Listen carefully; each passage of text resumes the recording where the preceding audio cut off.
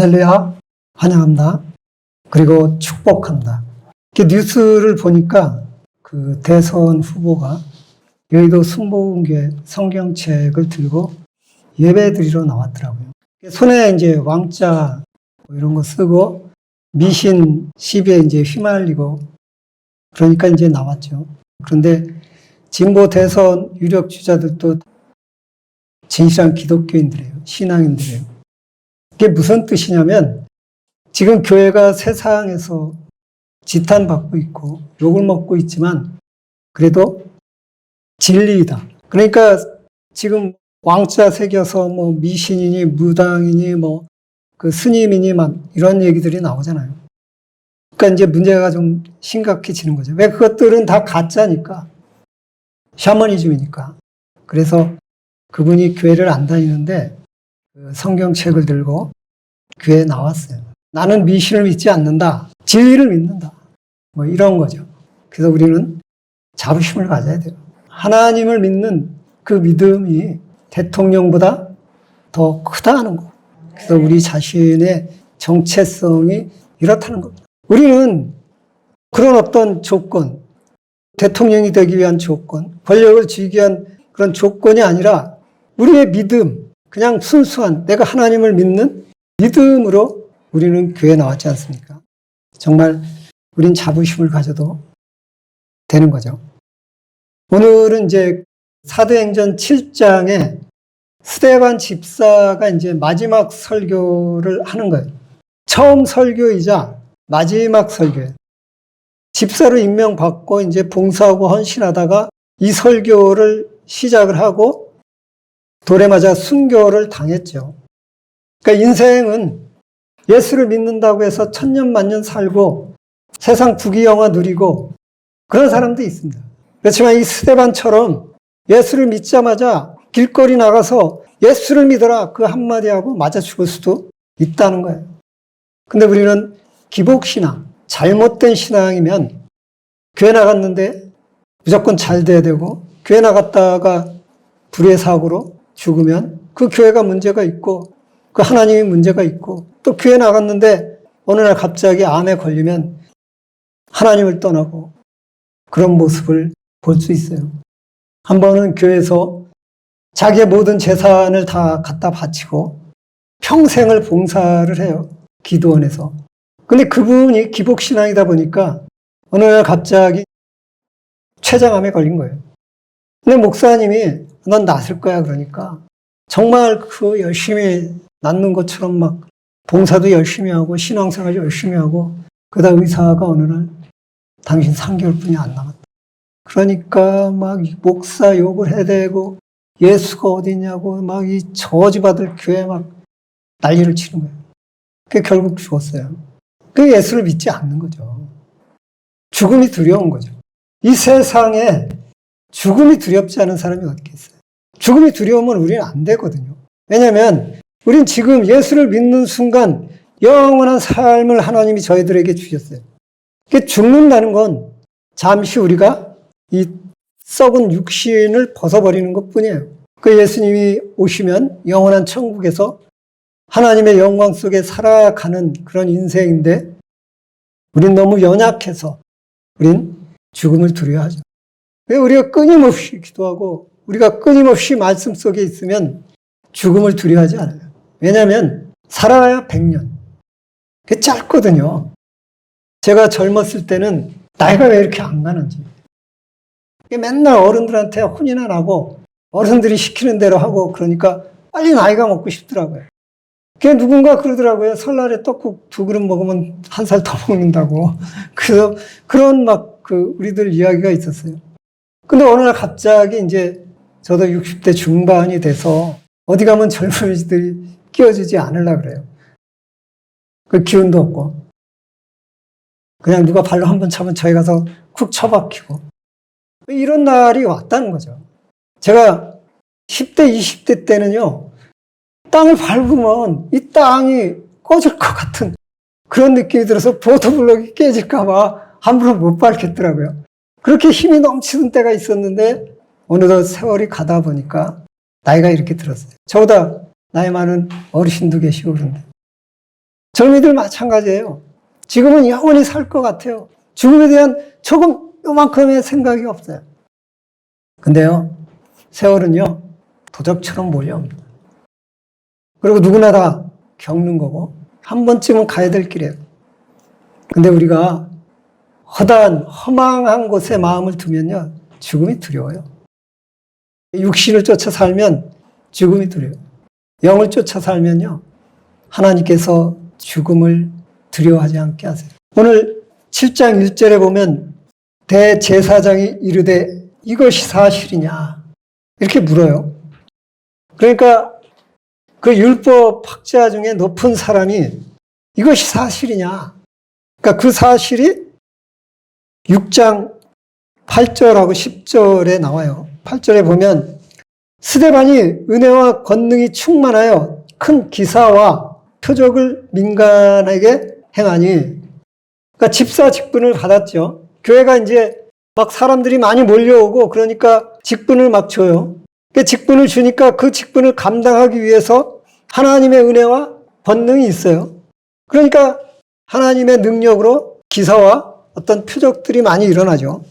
그리고 10절에 스데반이 지혜와 성령으로 말함을 그들이 능히 당하지 못하여, 뭐 세상 돌아가는 얘기가 아니라 하나님에 대해서, 인생에 대해서, 교회에 대해서 이야기할 때 하나님의 은혜와 성령이 임하니까 사이비 이단 그리고 믿지 않는 사람들이 감당이 안 된다는 거예요. 대선 후보가 왜 교회를 갖겠어요? 진리잖아요. 세상 사람들이 다 몰려있잖아요. 또 사입이라는 게 있잖아요. 이 세상엔 진짜와 가짜가 있단 말이에요. 자기가 가짜로 몰리니까 진짜 쪽으로 가는 거예요. 마음까지 갔는지는 모르겠지만 이 스데반이 하나님의 은혜와 지혜, 그래서 많은 사람들에게 진실을 이야기하니까 거기에 대해서 반문을 못하는 거예요. 그런 상황, 기적과 표적, 치유, 예언 이런 것들이 막 일어나니까 그걸 믿지 않는 그 대제사장이 그게 사실이냐고 묻는 거예요. 왜 그러냐면 바벨론 포로 귀환 이후 예수님이 탄생할 때까지 400년이란 공백기간이 있어요. 그게 왜 공백기간이냐면 이스라엘 쪽에 하나님의 역사가 한 번도 일어난 적이 없어요. 400년 동안. 기적이 일어나지 않았어요. 그러니까 이스라엘 백성들은 기적에 대해서 이렇게 생각했어요. 아, 이제 하나님은 우리가 이 땅에 살아있는 동안엔 기적을 일으키지 않고 우리가 죽어야지만 기적을 일으키나 보다. 그 정도로 400년 동안 기적이 일어나지 않았는데 오순절 마가의 다락방에서 성령을 받고 기적들이 일어나는 거예요. 사람들이 감동이 되는 거예요. 유대인 관리자들이 놀란 거죠. 정말이냐? 정말 기적이 일어났냐? 무식한 사람이 그렇게 성경에 대해서 잘 알더냐? 뭐 이런 식으로 물어보는 거죠.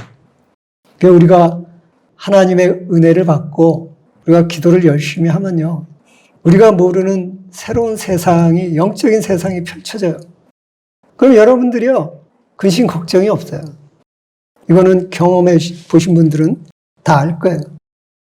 그러니까 이제 스데반이 사람들에게 이렇게 얘기한다. 여러분 부형들이요. 그러니까 부형은 부모 형제를 얘기하는 거예요. 아버지, 어머니 이런 식이에요. 우리가 우리의 원수들, 우리 믿지 않는 사람을 하대하지 말라는 거예요.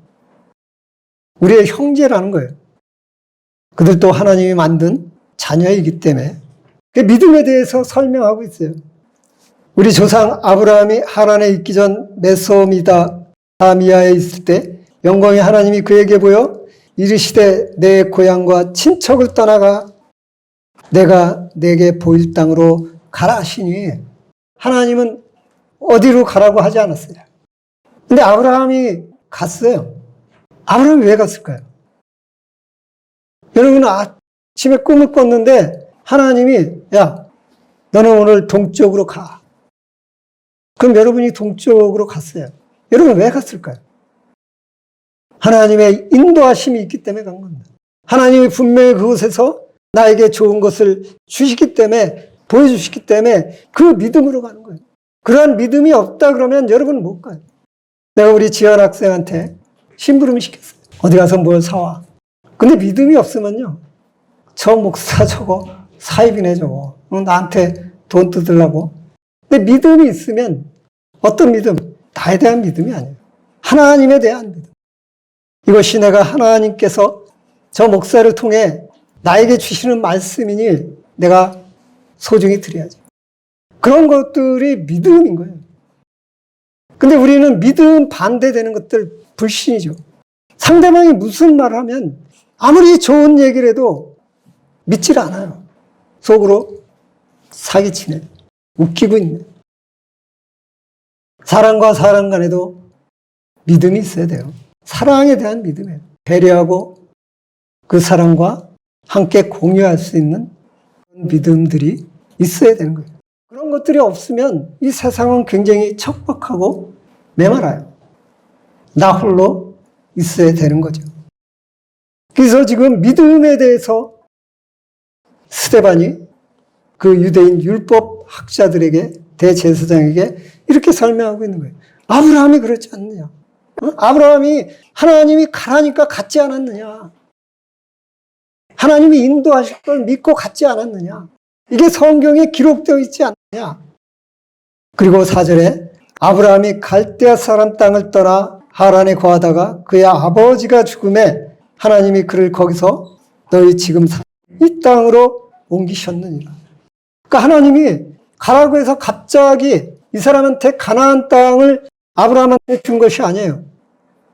아버지가 죽음에 하나님이 그를 옮겼다 그랬어요. 여러분, 우리는요, 부모 형제가 있어요. 그리고 내가 좋아하는 사람도 있고, 당연한 거예요. 오늘 성경에 그 얘기를 하는 거예요. 근데 믿음이 우선이라는 거예요. 아브라함은 부모가 있었어요. 아버지가 있었어요. 근데 하나님이 떠나라니까 떠났어요. 근데 가나안 땅엔 들어가지 않았어요. 언제 들어갔냐? 아버지가 돌아가시고 나서 가나안 땅에 들어갔다는 거예요. 우리는 정말 소중한 부모가 있고 소중한 자녀가 있어요. 우리 정말 소중하게 생각해야 돼요. 하나님이 나에게 주신 세상 최고의 보물인 거예요. 그 보물도 믿음보단 앞서면 안 된다는 거예요. 분명히 가족은 보물입니다. 우리에게 모여있는 우리 공동체는 보물입니다. 근데 믿음이 전제돼야 된다는 것이에요. 이 성경은요, 가만히 들여다보면요, 정말 진리예요. 가족을 팽개치고 부모를 팽개치고 무조건 교회 나오고 이런 얘기 전혀 없어요. 오히려 예수님께서 너는 부모에게 드릴 것을 교회에다가 헌금 낸다고 해서 안 드리면 나쁜 개놈이야. 예수님 이런 말씀하셨다니까. 교회를 핑계로 해서 부모에게 효도할 걸 효도하지 않는 놈은 나쁜 놈이다 그랬어요. 교회를 핑계대지 말라는 거예요. 하나님이 주신 가족, 아버지, 부모, 자녀 팽개치면 안 돼요. 우리에겐 책임과 권한이 있어요. 권한을 행사하려고 그러면 책임을 져야 돼요. 자녀에 대한 책임을 져야 되고 자녀는 부모에 대한 존경심이 있어야 돼요. 이게 하나님이 원하시는 거예요. 오늘 그 말씀을 스데반을 통해서 하는 거고 성경에 구약에 기록되어 있고 오늘 사도행전에 기록이 되어 있어요. 우리는 이 진리를 깨트리면 안 돼요. 그리고 5절에 그러나 여기서 발붙일 만한 땅도 유업으로 주지 아니하시고 다만 이 땅을 아직 자식도 없는 그와 그 후손에게 소유로 주신다고 약속하셨으며 그리고 내가 너한테 땅을 주고 많은 자손을 별과 같이 바다의 모래와 같이 주겠다는 거예요. 그런데 아브라함에게는 그 아무것도 현재로서는 받은 게 없어요. 그래서 성경에 뭐라 그러냐면 믿음은 보이지 않는 것들에 대한 증거라 그래요. 우리는 아무것도 안 보여요. 우리가 열심히 예배드리고 감사헌금도 드리고 찬양도 하고 기도도 하는데 하나님이 우리에게 준비하신 것이 무엇인지 보이지 않아요. 그렇지만 그 보이지 않는 그것에 대한 믿음을 가지고 우리가 예배를 드리는 게 그게 바로 믿음인 거예요. 믿음이 이렇다는 것을 스데반이 설명을 하고 있는 거예요. 근데 이것이 유대인들이 몰랐느냐? 아니에요. 구약의 전통자이고 구약을 연구하는 사람들이에요. 근데 이러한 부분을 그냥 지식으로만 알고 깨달음이 없으니까 당연히 삶에 적용되지 않는 거죠. 그게 모르는 거예요. 분명히 공부해서 100점 맞았는데 행하는 건 하나도 없는 거예요. 이해가 안 되는 거예요. 스데반이 공부도 안 하고 제대로 알지 못하지만 이렇게 성령의 임재하심을 통해서 이런 진리를 이야기하는 거죠. 그리고 6절에 하나님이 또 이같이 말씀하시되 그 후손이 다른 땅의 나그네가 되리니 그 땅 사람들이 종으로 삼아 400년 동안 괴롭게 하리라 하시고, 여러분들이 이 내용만 가지면 애굽에서 400년 동안 종살이 한 거로 착각해요. 애굽에선 210년 종살이 했어요. 210년. 근데 왜 400년, 어떤 곳엔 430년 그러냐면 이삭이 출생하고 그러고 나서 야곱이 이제 태어난 게 60년이에요. 그 다음에 야곱이 탄생해서 그 형들한테 시기 받아서 죽을 고비를 넘기면서 애굽까지 간 게 130년이에요. 그리고 출애굽할 때까지 210년을 애굽 땅에서 사는 거죠. 그러니까 이스라엘 민족이 400만이 된 게 210년이에요. 근데 목사들도 400년으로 해서 400년 동안 되게 많이 씨를 번성했다 그러는데 애굽에서 사는 건 210년이에요. 근데 어떤 성경책에는 30년이 더해져 있어요. 30년이.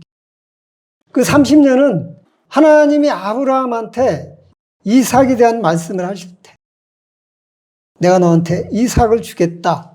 그게 아브라함 70살 때 이삭에 대한 예언을 했거든요. 그래서 100세 때 나왔어요. 그 30년을 더하면 430년이 되는 거예요. 실질적으로 하나님의 언약서부터 출애굽할 때까지가 400년, 430년이지 애굽에서 산 건 210년이에요. 그래서 여러분들이 이 부분에 대해서 잘 아셨으면 해요.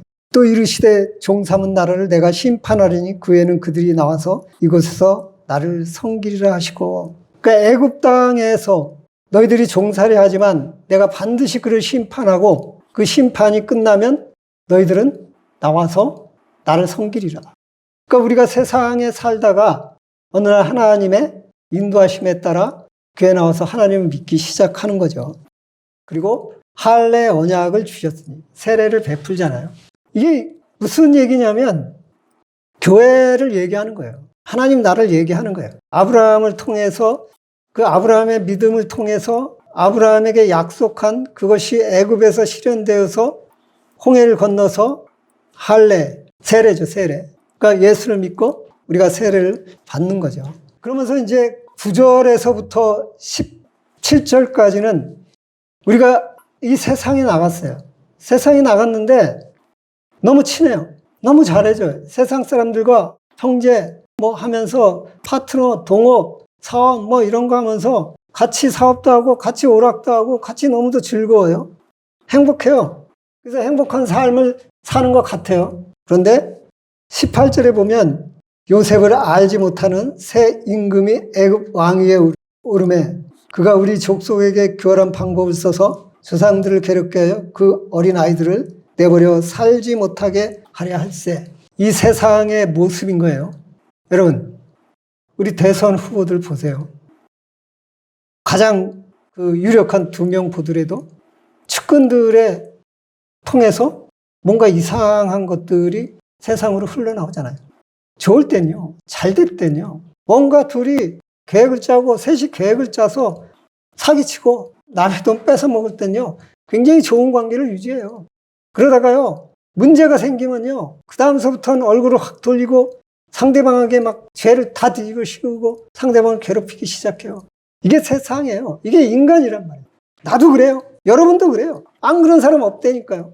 아무리 성인 군자라 할지라도 자기가 피해가 오면 그 감당하기 힘들다니까요. 육신을 입었기 때문에 어떻게든지 도망가려고 그러고 어떻게든지 난 빠져나가려고 그러고 그러다 보면 내 사랑하던 나와 동업자이던 그 사람을 내가 죽일 수밖에 없는 그런 거예요. 이게 바로 세상인 거예요. 우리 이런 험난한 세상 속에 살고 있어요. 근데 거기서 끝나는 게 아니에요.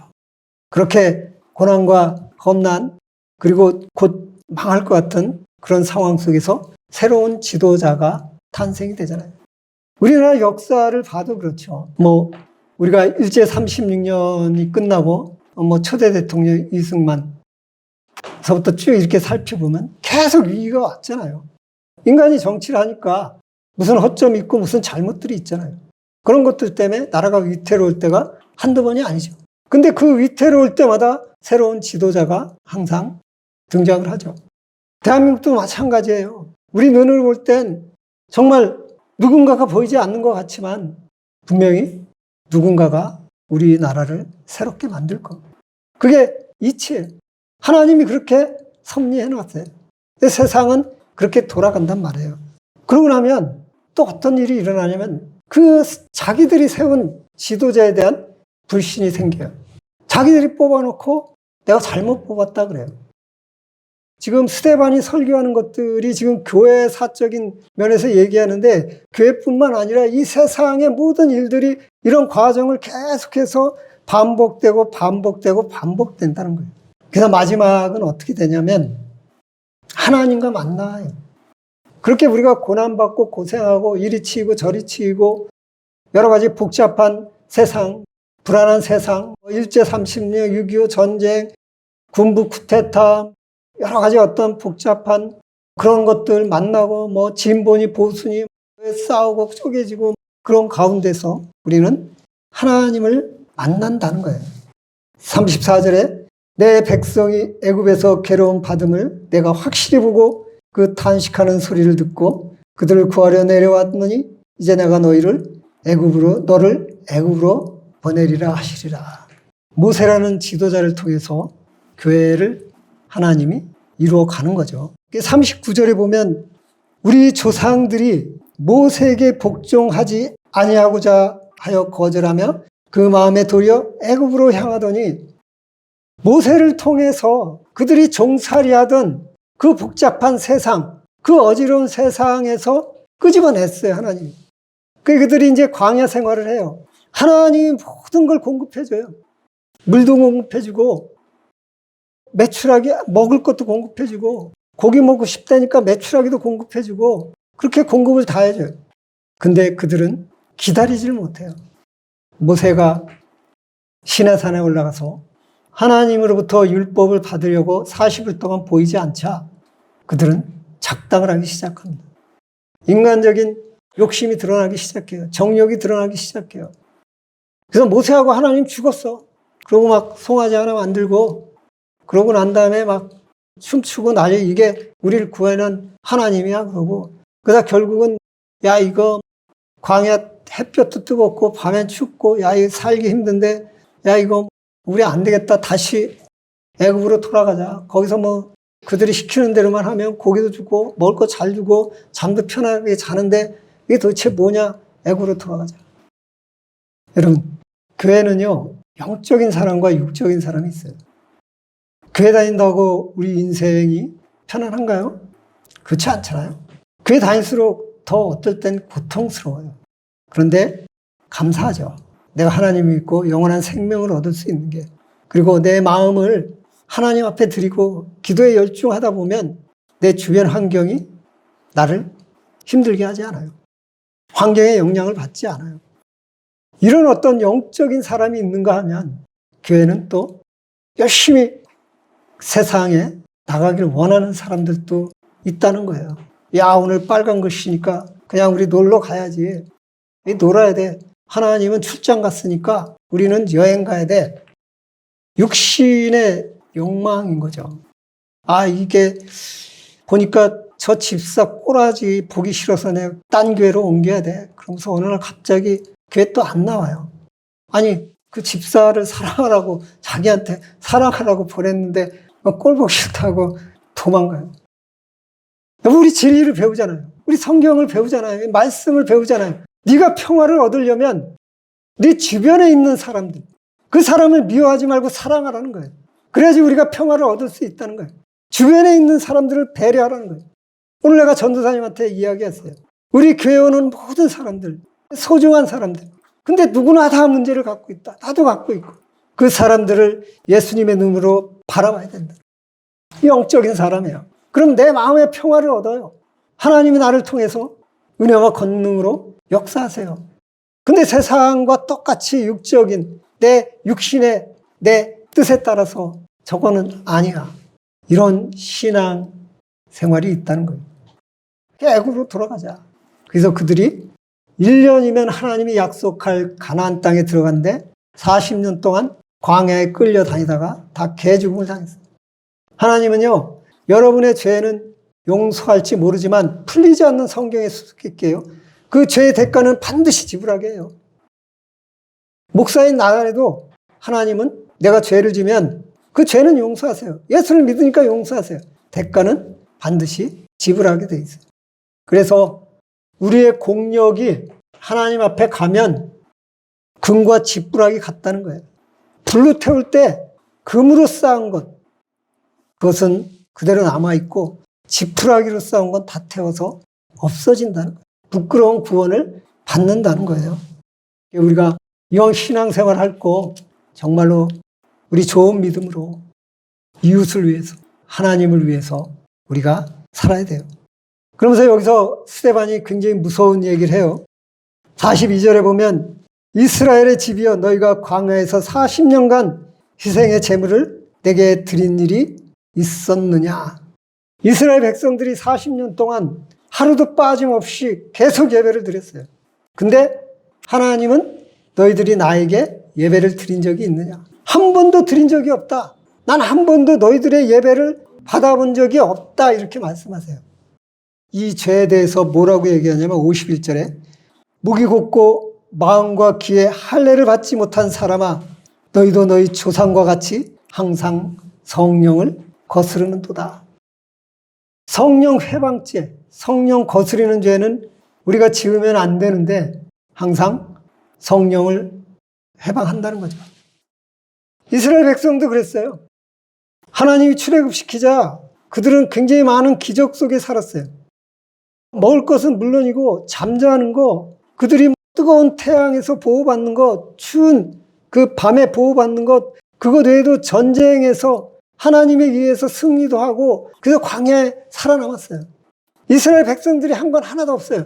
여러분, 저와 여러분이 지금까지 살아온 인생 우리가 한 거 없어요.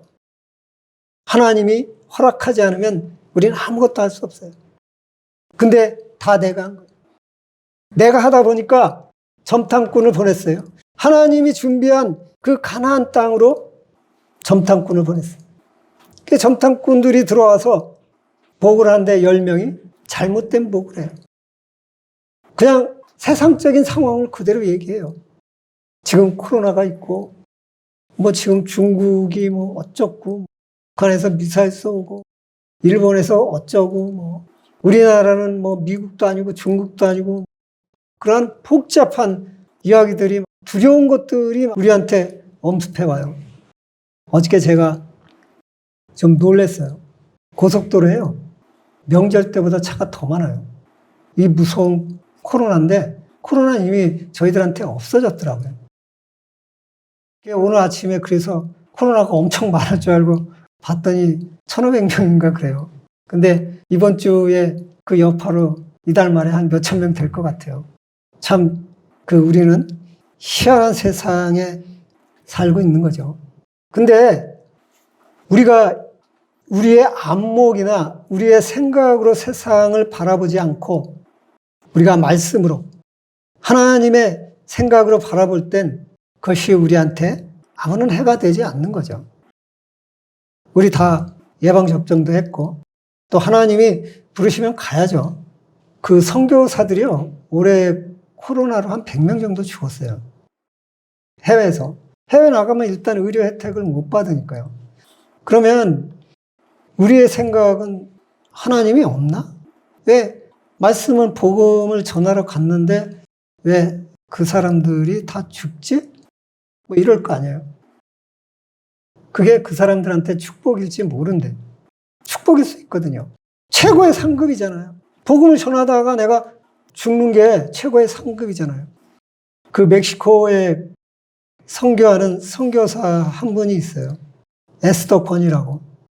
그분이 멕시코에서 남편 목사님을 도와서 굉장히 열심히 사역을 해요. 멕시코에 그 못 사는 사람들을 다 돌봐주고 막 그래요. 그러다가 이제 그분이 유명해지니까 이제 한국에 와서도 곧 CTS에서 초청을 한 것 같아요. 미국에서도 그분을 초청한 거예요. 그래서 미국에서 초청을 하니까 무서운 거예요, 이분이. 가서 코로나 걸릴까봐. 근데 목사 선교사니까 갔어요. 갔는데 코로나 걸렸어요. 그래서 기도해달라고 사진을 딱 올렸는데 중환자더라고요. 막 산소 마스크 쓰고 병실에 누워가지고 숨쉬기도 답답하다고 막 기도해달라고 그러더라고요. 그래서 이거 돌아가시는 거 아니야 그랬는데 지금요 멀쩡하게 살아가지고요. 좀 있으면 한국에 초청받아 갑니다. 기도 많이 해주세요. 막 이러더라고요. 세상은 모르는 거예요. 우리의 염려, 근심 그런 거. 우리의 눈 가지고 이 세상을 판단하면 그게 바로 성령을 거스르는 거예요. 우리가 수요일 날 공부하잖아요. 제가 아주 어렸을 때부터 제가 학교 다니지 않을 때부터 저는 교회를 나갔어요. 믿음이 있어서 나간 게 아니라 빵을 줘서 나갔어요. 그 미군들이 그 옥수수 빵을 좀 줬기 때문에 교회에다 많이 줬어요. 그거 얻어먹으러 다녔는데 그때에서부터 그런 것들이 많이 있었던 거죠. 근데 우리가 예수를 믿는데 환경적인 것, 내 육신적인 것, 그것 때문에 이들한테 잘못된 신앙을 심어줘요. 그 10명의 정탐꾼이 뭐라 그랬냐면 그들의 믿음을, 이스라엘 백성의 믿음을 다 깎아먹었어요. 야, 저기 가면 저들은 거인도 있고 저기 가면 병거도 있고 탱크도 있고 그러니까 우리가 쳐들어가면 우리는 다 몰살당해. 그러니까 우리는 다 죽을 수밖에 없어. 그렇게 이스라엘 백성들한테 설명한 거예요. 자기 눈에 보이는 대로. 그동안 하나님의 능력에 의지해 살다가 우리가 하나님의 능력만 믿고 살다가 세상에 나가서 세상의 모습을 보고 야 이거 그런 거예요. 교회 와서 기복적인 인간의 행복을 추구하는 인본주의적인 그런 것들을 성도들한테 막 심어줘요. 그럼 하나님은 싹 사라져요. 능력은 싹 사라져요. 내가 열심히 일하고 내가 열심히 공부해서 먹고 살고 돈을 막 쌓아둬야 되고 권력도 막 쌓아야 되고 이런 생각만 가지게 돼요. 그럼 하나님은 없어요. 교회는 나오지만 그 사람 마음속에 자리 잡고 있는 건 능력이지 하나님은 없다니까요. 목사가요 요새요 그러잖아요. 성도들 비유 맞추기 급급하잖아요. 그 성도들 죽이는 거예요. 그거를 성령 회방죄예요. 복음을 방해하는 거예요. 성도들에게 하나님 말씀을 통해서 하나님 은혜를 통해서 하나님의 능력을 경험하면서 여러분들이 고난과 걱정과 근심 속에서 행복과 희락을 누리라고 그거를 심어줘야 되는데 이 세상이 이러니까 그런 얘기를 해요. 그래서 성도들이 항상 불안하고 초조하고 염려와 근심이 있고 그 결과 하나님을 떠나게 된다는 거예요. 우린 그러지 말자는 거예요. 스테반이 그 얘기를 하는 거예요. 우린 그러지 말자. 너희들이 그래서 예수를 죽였잖냐? 52절에 너희 조상들이 선지자 중 누구를 박해하지 않았느냐? 의인이 오시리라 예고한 자들 그들이 죽였고 이제 너희는 그 의인을 잡아 죽인 자 살해한 자 예수를 죽였다는 거예요. 그래서 우리가 그것 때문에 예수를 떠나면 안 된다는 거예요. 우리는 성경에 기록되어 있는 그 말씀, 영적인 삶을 살지 못하면 우리는 이렇게 잘못될 수 있다라고 스데반이 전해요. 그러면서 이제 돌에 맞아 죽습니다. 왜? 세상은요, 우리가 예수 믿고 천국 가라. 또 제가 예수 믿으면 행복해진다. 예수 믿으면 마음의 평화가 온다. 그러면요, 사입이라 그래요. 뭐 돈을 줘야지. 직장을 구해줘야지 평화가 오지. 예수 믿으면 그다 어느 날 돌이 날라와요. 우리 교회가 핍박을 많이 받아요. 여러분은 모르시겠지만 그 전화로다가 밤 2시쯤에 전화 와서 죽여버린다고 그런 사람도 있고 그 여기 돌멩이 많은 거로 집어 던져가지고 열쇠 다 붙이고 종이 쪽지에다가 뭐 이상한 소리 써대기도 하고 그 경찰에 이야기했더니 수사도 안 하더라고요. 그러고 이 근방에 교회 차가 주차했다 그러면 막 신고해서 딱지 끊게 하고 이게 우리 교회의 모습이에요. 그런데 감사할 일이죠. 우리가 누군가에게 표적이 되고 누군가에게 주목을 받고 고통을 받고 있다는 거 그건 그만큼 내가 하나님을 사랑하고 있다는 거. 내가 하나님께 가까이 가고 있다는 거예요. 요새 주차장이 없으면요 교회 부흥이 안 돼요. 성도들이 다 차를 끌고 오는데 주차할 데 없는 교회 안 와요. 그런데도 우리 전도사님이 광주에서부터 차 끌고 와서 아마 화도 많이 날 거예요. 뭐 딱지도 띄고 뭐 공부하는데 이리 끌려다니고 저리 끌려다니고 또 차 댈 데도 없고 뭐 여러 가지로. 그렇게 우리는 고난을 받아요. 여기 계시는 어르신이나 집사님들 고통 받을 거예요. 요즘 같은 세대에, 요즘 같은 세상, 코로나 시대에 어떻게 물질적으로 풍요로울 수 있겠어요? 힘들죠. 그래도 여러분께서 성령의 인도하심 받아 하나님 앞에 예배 드릴 때 언젠간 이것이 끝난다는 거예요.